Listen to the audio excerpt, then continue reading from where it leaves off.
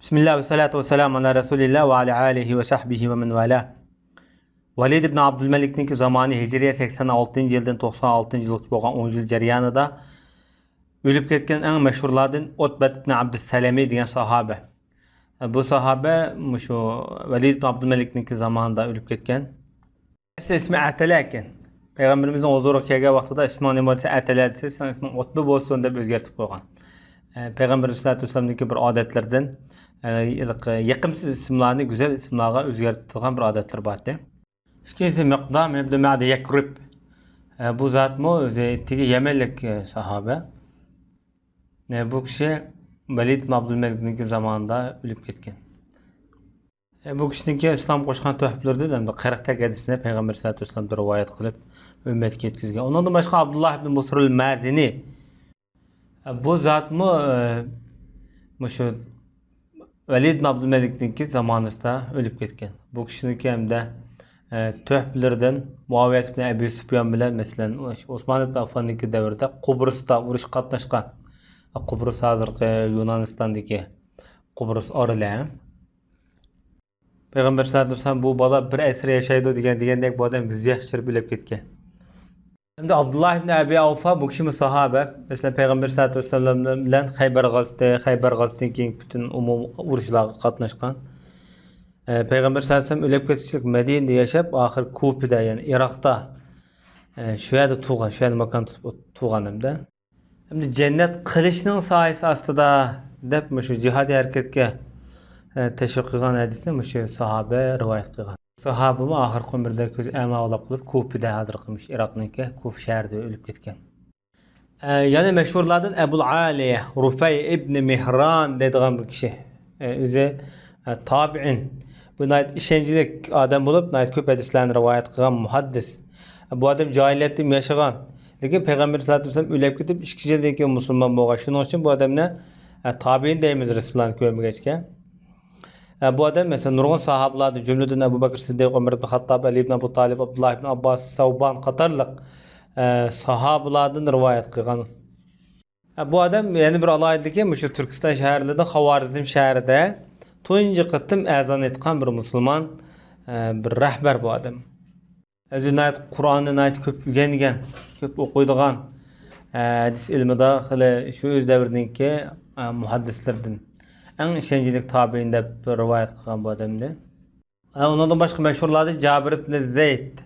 Bu kişi Abdullah ibn Abbas'daki khas, məxsus nayeti yakın, ihlasmen şagirtlerden oldu. Ondaqda bu adam tefsir ilmida, hadis ilmida imam sanıldığan faqih muhaddislerden. Bu kişi mi Ayşe radhiyallahu anhadan rivayet kılgan büyük Allah'ımlardan. Ondan başka büyüklerden hem de Enes ibn Malik. Bu zat üzeri Hazret kabilesinden Ensari. Üzerinde büyük sahabe. Peygamber sallallahu aleyhi ve sellem'deki hizmetçisi bolgan 10 yaş vaqtida Resulullah'ın qışığı anısı ekep bergen. Hem şundaqla bu Peygamber sallallahu aleyhi ve sellem'deki hadislerden ait köp rivayet kılgan büyük Allah'ım sahabelerden. Bu zatdaki hem de siyasi hizmetlerden Peygamber sallallahu aleyhi ve sellem'deki hayatındaki asasen köplüge uruşlara katlaşkan Tayyip uruşu, Hunayn, Xaybar, Mekke fethisi, Hudeybiye sulhisi degandek mesela. Peygamber sallallahu aleyhi ve sellem dünyada ketkendan keyin şu Irak, Paris uruşida mesela Qadisiye uruşu deymiz. Şu uruşlarga katnaşkan. Keyingi mezgillerde hem de özünki anlagan hadislerini, bilgen hadislerini Peygamber sallallahu aleyhi ve sellem'deki mescidinde Irak'taki Besra mescitlerinde bu adam şu hadisi sözlep kişilerge bilgilerini yetkizgen. Lekin bu zat ne hem de Heccac ve xorlagan. Nayet yaman eski tilla bilen tillap hatta şu belki tamoz etken bu tamoz etkenligi bu xorlaşningki ifadesi. Şonlar bu işi ötep ketip Enes ibn Malik Abdülmelik ibn Marwan xat yazgan. Bir peygamberningki hizmetini qilgan bir adam men 9 yıl. Eğer Nasaralar ahli kitaplar peygambere hizmet kılgan bir adamını uçurasa bunu hürmetlep kadirleydi. Heccac bana bundak zulüm saldı degendikin Abdülmelik derhal nayet açıklap Heccac adamı vertip derhal Enes'in keçirim sonra. Dep Heccac berip keçirim sorgan. Bu kişi Irak'taki Peygamber sallallahu aleyhi ve sellem'deki sahabeler içinde en ahırda ölüp ketken adam buldu. Irak tevessiden makallaşkan sahabelerden. Bu kişi Velid ibn Abdülmelik'ninki devirde ölüp ketken. Peygamber sallallohu alayhi vasallamniki hasini biriga dafn qilingan bu odamlar. Chunki ashtaq deyish ashtaq dafn qilishga vasiyat qilganda Rasulullohning hasini saqlab qolibdi. Ondan boshqa büyüklərdə Səhl ibn Sa'd. Hamda Səhl ibn Sa'd bo'lsa, bu kishimi sahobalardan, dadısı sahobalardan hisoblanadi bu odam. Bu kishi nihoyat uzun umr ko'rgan, Hajjajning zamonasida sinoqlarga uchragan zotlardan. Bu kishimi shu Valid ibn Abdulmalikning zamonasida o'lib ketgan. Ondan boshqa Sa'ib ibn Yazid, bu o'zi kichik sahobalardan. Peygamber sallallohu alayhi vasallamning kichik vaqtida dadasi bilan birga hajga qatnashgan. Shu vaqt 7 yoshga bu sahoba. Bir qancha kishilarga hadis so'zlab bergan, jumladan Ibn Shahab az-Zuhriyga, Yahya ibn Sa'id al-Ansariyga. Bu ko'p kishilarning ustozi bo'ldi bu hadis ilmida. Ondan boshqa Sa'ib ibn Xallad. Bu zotmi buyuk sahobalarning o'zi Juhayna qabilasidan Madinada yashagan, masalan, Badrga qatnashgan. Muaviyaning zamonasida Yamanga vali bo'lgan bir zot. Bu kishimi shu Valid ibn Abdulmalikning zamonasida o'lib ketgan. Ondan boshqa Hubayb ibn Abdullah ibn Zubayr. Bu kishi Abdullah ibn Zubayrninki o'g'li bo'ladi hamda. O'zi tabi'in, ko'p hadislar rivoyat qilgan. Dadisi mesela Abdullah ibn Zubayr hem xalifa hem sahabi bo'lgan. Zubayr ibn Avvam cho'ng dadisi bo'lgan. Ondan boshqa bu kishimi shu xili büyük ailelerden mesela. Çünkü bu Abdullah ibn Zubayr'deki çoğun oğlu Hubayb deb ismini qo'ygan. Çünkü burun bir sahabe şehit olup ölüp ketganda şu kişinin ismi Hubayb idi. Şundan ta'sirli şu şehitning ismidan nayt bir umidlik his qilib bu o'g'lini Hubayb qo'ygan bu odam. Hamda Hubayb o'ziki dadasininki dadini ko'p tatgan desek bo'ldi. Chunki dadasi bilan Umayyalar oilasida nayt qanliq siyosiy inqilobli bo'lgan. O'zi nayt olim, katta, büyük taqvo bo'lishi qarmay Valid ibn Abdulmalik hozirgi shu xalifa, mushning zamonasi kelgan vaqtida buni o'z qamchi urilgan ma'lum bir ishlar tufaylidan shu qamchining dardida turmaga kirib, shu qamchi ig'ir kelib, shuning dardida o'lib ketgan bu odam. Ondan başka büyüklerimizin Bilal ibn Abi Darda, bu kişimi muhaddis, qazi, tabi'in kişi. Özü dadısının ismi Ebu Darda, bu kişi sahabe dadısı. Bu zat mı şu Valid ibn Abdülmelik'nin zamanında ölüp ketken büyüklerden. Yani bir büyüklerden Said ibn Musayyab, bu kişi 94. yılda Valid ibn Abdülmelik'nin zamanında ölüp ketken, özü tabi'in, Medine'de yaşayan. Medine ehlinin alimi degan nom bilan mashhur. Tabi'illarning kattasi deb bu nomim bor. Bu kishimi ko'p hadis rivoyat qilgan. Madinadagi donglik ayni vaqtdagi barmoq sanalgan 7 faqihninki birisi hisoblandi. Bu odam shu o'zi Quraysh qabilasidan. Masalan, dadasi o'zining cho'ng dadasi musulmon bo'lgan sahobalardan. Lekin Madinada yerlashgan bir yerda turib, shu Madinalik donglik cho'ng sahobalardan hadis o'rgangan, masalan, fatvo o'rgangan. Hatto shu Madinalik bir qism sahobalardan ilm eshib ketib, sahobalar hayot vaqtida bu odam o'zi fatvo berib qiladi. Hatto bir qism sahobalar shu eng katta ulamo shu Madinaning ulamosi deb sahobalar o'zi sifatlagan. Hatto faqihsi degan nomni olgan. Ondaqda bu öz dövründeki nayeti katta büyük allamlardan, alimlerden hesaplandı.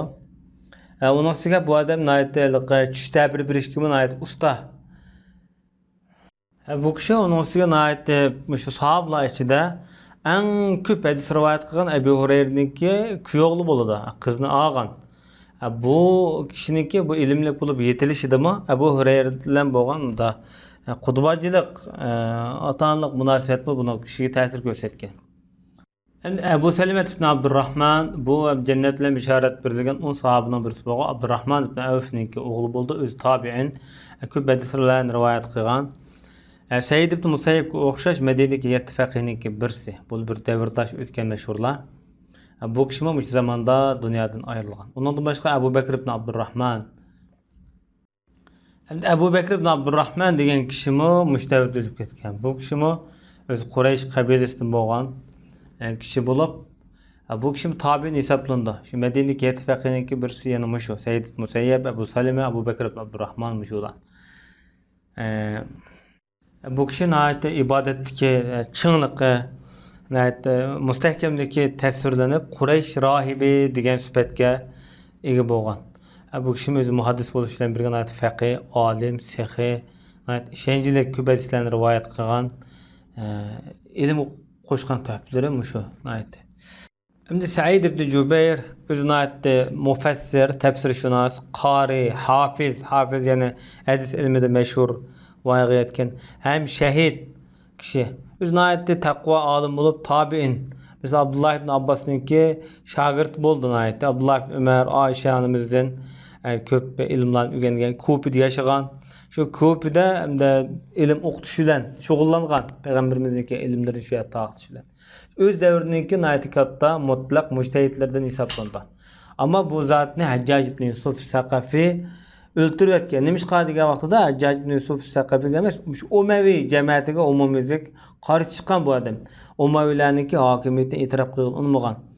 Asli ayni vaqtdagi shu maslahat bo'yicha hokimiyat chiqish kerak degan qarashni kuchlantirgan. Bu odam uzun yil masalan Iron, Isfahan, Makka, Madina qatorliq joylarda mo'kinib turgan bo'lsa, oxir taqdirniki sababi bilan bu odam tutilib, Hajjajninki qo'liga berilib, Hajjajninki uzun qiyin qistoqlari, tahdidlari, hatto qiziqtirish aldamchilarga bu odam bo'ysunmay, oxiri Hajjajninki qo'lida o'ldirilgan. Hajjaj bu kishini so'roq qilib, shu o'ttirayotgan vaqtida mundaq debdi: "Isming nima?" Said debdi. Said ibn Jubayr deb. Said degan baxtlik degan emas bunda. O sen shaqiy debdi. Shaqiy ibn Kusayr. Deganiga Said javob berib, "Mening onam sendimi yaxshiroq biladi mening ismimni" debdi. Hajjaj, "Onangmi baxtsiz, senmi baxtsiz" debdi. Degandan keyin Said javob berib, "G'aybni sendan boshqa biladigan zot bor" debdi. Endi bizning baxtsizligimizni shu zot belgilaydi deb Xudoga aytmoqchida. Hajjaj debdi, "Men dunyoda men bir o'tqa tashlayman" degandan keyin, "Bu o'tqa tashlash bu davzaxning ishi, sening qo'lingda bo'lgan bo'lsa, sen Xudo tutuladim" debdi. Hajjaj debdi, "Muhammad to'g'riliq nima deysa, payg'ambarimiz to'g'riliq desa, hidoyatning imomi rahmat payg'ambari" debdi. Hajjaj debdi, "Ali ibn Abu Talib haqida nima deysa, jannatdimi, davzaxdimi" deb tushunadi. Said mundaq debdi: "Men jannat kira olsam, shu jannatga kirgan vaqtda jannat ahlini ko'rsam, unda toniy olayman" deb javob berdi. Hajjaj debdi, "Xalifalar haqida nima deysa" debdi. Said javob berib mundaq debdi: "Men ularga nazoratchi emas" debdi. Hajjaj debdi, "Sen ularning ichida eng yoqtirdig'ing qaysi" debdi. Degan keyin Said, "Kim Allohni bekrak rozi qilsa, men shuni yaxshi ko'raman" debdi. Undaq shu xalifalarning ichida Allohning eng rozi qilgani qaysi debdi. "Alloh o'zi biladi" deb javob beribdi Said. Hajjaj yana to'xtamay savol so'rabdi: "Men rost gap qilmay qarshilashdim" debken, "Men seni yolg'onchi qilmay dedim" debdi. Bunda degani sen baribir yolg'onchi ol demoqchi bu orqali. Hajjaj debdi: "Nima qilsang kulmaysan, davomli mushtaq qapqon turib tursa" deb shundoq debgan.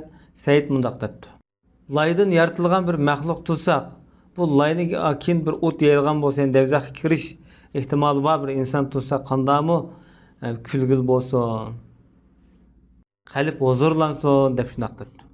Mana bu shu o'lib ketishdan oldingi Said ibn Jubayr bilan Hajjaj ibn Yusuf Saqafiniki orasida bo'lgan suhbatlar. Buni Hajjaj o'ltirib yotgan la'natullohi alayh debdi Jaloliddin Suyuti rahmatullohi alayh. Undan boshqa o'lib ketgan zotlardan Ibrohimun Naxai. Bu zot Iroqning Kufida o'tgan da'noliq tabiin, faqih, qori, hadisni ko'p rivoyat qilgan buyuklardan. Bu kishi Hijriy 96-yil o'lib ketgan, Validning zamonasida. Bu odam ko'p umr ko'rgan emas. Shu 50 yosh, 51 yosh vaqtida o'lib ketgan ekan. Büyük cho'ng tabiinlardan bo'ladi. Chunki bu odam bir necha sahobalar bilan uchrashgan. Shulardan ilm o'rgangan undaqda. İmam Ahmad ibn Hanbal bu odamni sifatlab, Ibrohim zaki hofiz edi, sunnat uchun asl deb sifatlagan. Uningdan boshqa o'lib ketgan mashhurlardan Mutarrif degan zot. Bu kishimi o'z davriniki, mesela Iroqdagi Basrada yashagan tabiin bo'lib, bu kishim ko'p hadis rivoyat qilgan, muhaddis shakldagi ulamo tabiinlardan bo'ladi.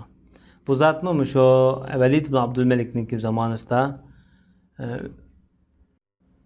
o'lib ketgan. Bu kishini ishonchlik, fazilatlik, taqvo, aqlliq, adabli odam deb sifatlagan ulamolar ayni vaqtda. Onun üstüge bu adam duası icabet bulduğun takva zahitlardan kende bir kıtın bir adam bilen bir gep talışıp o adam bu adamın ayet yalganı etip töhmet kıptı da şu vaqtida ya Allah eğer bu adam yalgancı olsa onu bir öldürüp etken degen derhal ölüp ketken dedi. Demek bu duası icabet bulduğun salihlardan hesaplandı nokta. İbrahim ibn Abdurrahman ibn Avf bu kişi Abdurrahman ibn Avf'ninki balası buldu. Bunun aldıda aksı ötüğü. Bu kişi köp hadis rivayet kılgan hem de tabiin buludu. Dadısı mesela sahabe. Bu kişi hem de şu Osman ibn Affan muhasirliğine vaxtida şu qoğdap xil köp japa çekken. Hem de hadis ilminden ait işencilik deb sifat berilgen. Ondan başka Accac eş-şair. Bu zat hem de özlük cahiliyette yaşayan şayet tuğulgan adam bu. Kin İslamiyet'ten tonup Müslüman bulup Velid ibn Abdülmelik'ninki zamanında ölüp ketken. Özü aynı vaqtdagi şairlar köpincha mana hajvilik bilan meşhur bo'lgan bo'lsa, lekin bu adam boshqalarni hajvilamaydigan bir odam ekanda. Undaqda bu adam güzel she'rlar bilan meşhur bo'lsa kerak. Hem shundaqla Payg'ambar sollallohu alayhi vasallamni maqtagan ish kiplitlik meşhur bir she'ri var. Payg'ambarimiz bu she'rni anlab inkar qilmagan, ya'ni ayblamagan. Shuni qilgan vaqtida güzel adiblardan bo'lsa kerak. Ondan başka ölüp ketken meşhurlarımın ayeti köp, lekin şu kitapta tesir kılınan, ilinğen meşhurlar. Ve sallallahu ala nebiyyina Muhammed ve ala alihi ve sahbihi ecmaîn. Şuna kılıp Velid ibn Abdülmelik'nin ki zamanı ahırlaştı. Ayette bunun yani bir inisinin zamanıyla tanışıp çıkamız. Biz yanıla o mevila hilafet zamanında kitap atımız.